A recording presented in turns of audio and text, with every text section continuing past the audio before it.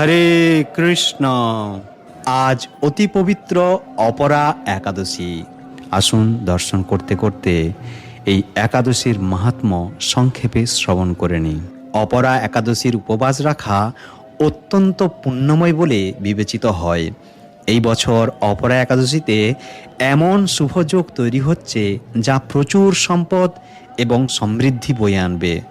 জেনে নেওয়া যাক এই একাদশী ব্রতের কথা। মহারাজ যুধিষ্ঠিরের জিজ্ঞাসা করায় ভগবান শ্রীকৃষ্ণ এই অপরা একাদশীর গৌরব বর্ণনা করেন।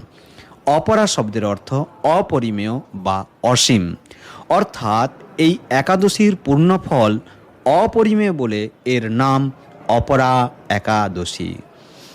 শাস্ত্রে বলা হয়েছে মানুষ অজ্ঞানতাবশত নানা পাপ করে ফেলে।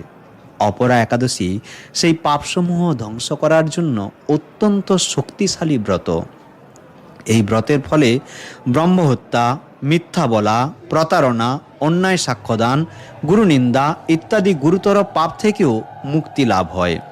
যারা ব্যবসায় প্রতারণা করে, মাপজোখে অসততা করে বা অন্যের অধিকার হরণ করে, তারাও